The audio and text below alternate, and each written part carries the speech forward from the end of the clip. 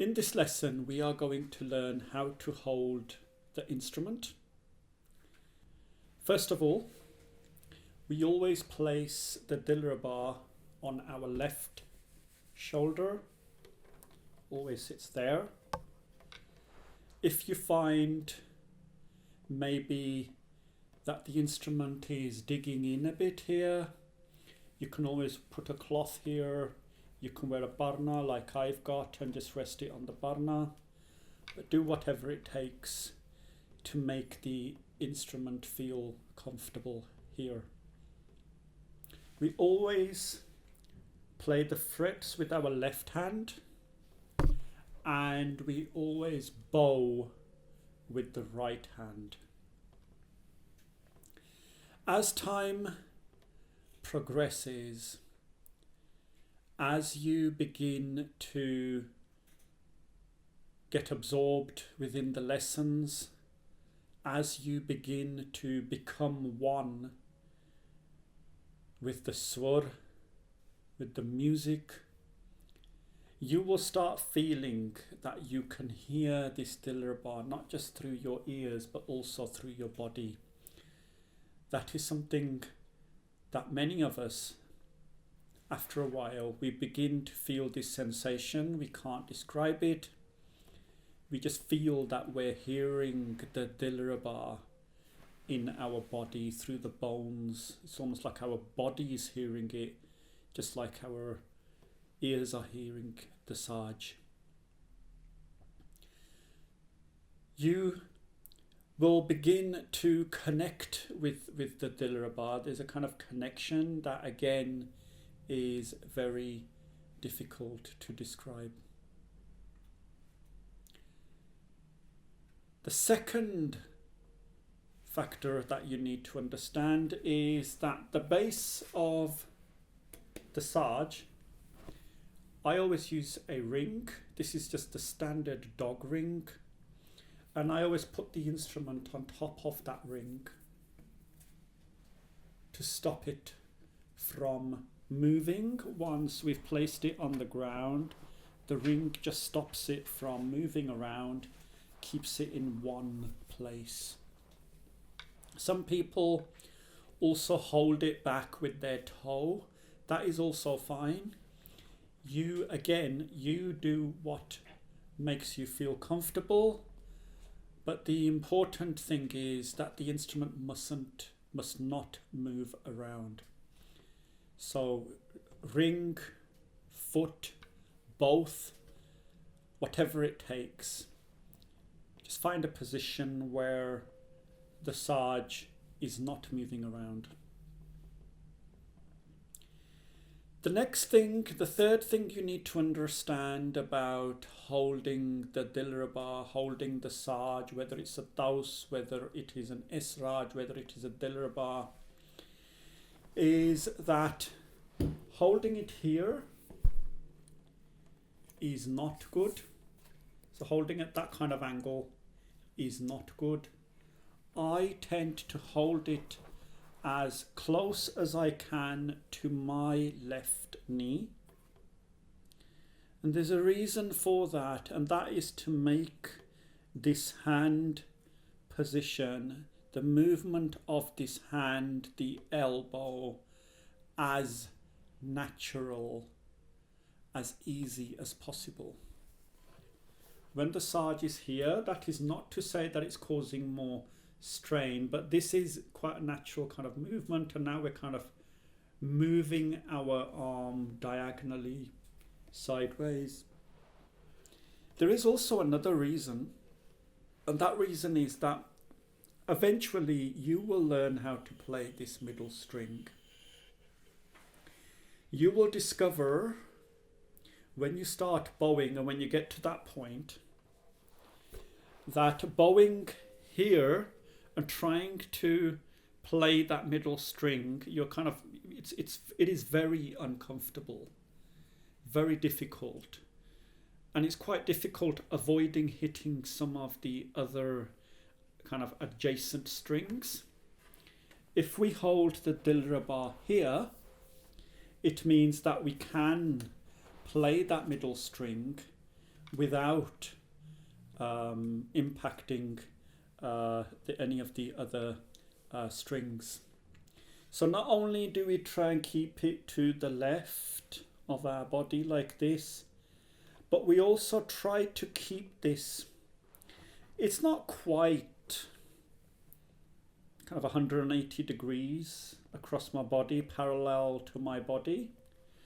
If I had to measure that, I would say maybe it's 20 degrees. There's just a very slight angle. It's not there, it's just there. So I suppose the bow would be a good way of showing you. So it's not quite there, it's just there. So it's a very slight angle. This is too much. That's more than 45 degrees, so that's about there. This is where I'm recommending, and I'm certainly not recommending that it runs totally parallel to your body, 180 degrees. So that was number 3. It's the placement of the instrument itself. Number 4, the saaj, it sits on your shoulder and it has to sit there without any support. Okay, it shouldn't be slipping off. Okay, you should not feel that you have to hold the instrument against your body because it might fall off. It has to sit very naturally. It has to rest on your shoulder without any support. That was number 4. Number 5, so now we have got the position, we're holding it down, it's resting on a ring, it's sitting on our shoulder, the angle is right, it's sitting towards the left of our body, it's sitting there without us needing to hold it. The next thing I want you to do is just take your left hand and just run it across the side of the instrument and just start feeling comfortable with this instrument. Now, what you're hearing, this rustling sound, is my hand rubbing against the strings that are holding these frets down. Ordinarily, we would not do that. When you play, you wouldn't have this rubbing sound. I'm just asking you to do this because, again, we want to develop this connection. We just want to feel this instrument against our body. Be comfortable with the instrument. And just holding it, stroking it, it just gives you a kind of a really good kind of feeling of comfort. Makes you comfortable with the instrument. It's a very loving gesture. And a lot of what I'm telling you, you're already discovering is that it does seem like a very personal relationship with your instrument. And that is because it is a personal relationship. Any instrumentalist, whether they are a Dilruba player, whether they are a violinist, whether they play the flute, will tell you that that instrument almost, it begins to feel like it's part of your body. You get such a personal connection with that instrument. It begins to feel like it's part of your body. So what you end up doing when you get to that kind of state of mind is that you really do start developing a lot of respect for that instrument. When I do kirtan, I always take my bow. I'm not saying you have to do this, but this is just a personal, very, very personal gesture. a gesture of respect. What I always do is I take the bow and I bow down to it like this. Anyone who has seen me singing, doing kirtan will notice that every time Harjinder Lali sits on the stage, before he does kirtan, before he does anything else, this is the first thing that he'll do, is he'll bow down to his bow. That's just my personal gesture. I respect my instrument. I love my instrument. I don't move it with my feet. I don't kick it. My normal instrument is a sarangi, and when I travel with my sarangi, I always take it on the aeroplane with me.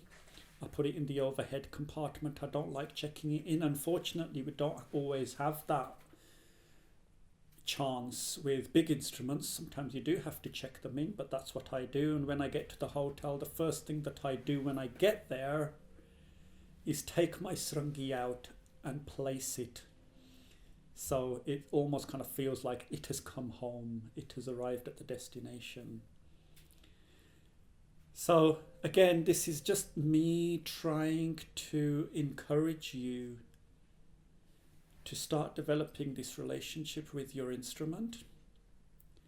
When you develop that relationship with your instrument, what you will find is that you will feel more like you want to practice. You start feeling guilty when you haven't practiced for a day. That's what happens, because you feel like you've neglected that member of your family. It's almost kind of, that's what the relationship becomes.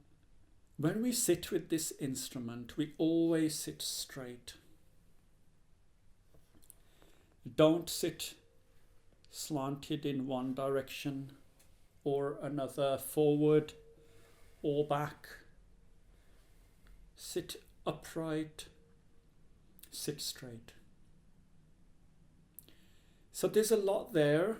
6 key lessons, 6 key messages about how to sit with your saaj. These are, it can be quite tempting to just race through this part of the curriculum. You know, let's get to the bit where we start bowing. Let's get to the part where we start actually using our fingers. But what I'm trying to do is help set a foundation, a base. And I'm hoping that you learn these things now, they embed now, and that they settle with you, and so that later on in your journey, you don't have to go back to, hold on, how should I be holding the Dilruba? Should it be that far? Should it be over here? Should it be this way? Should it be that way? You know, we don't want to be dealing with these things later on. Let's get these set right now.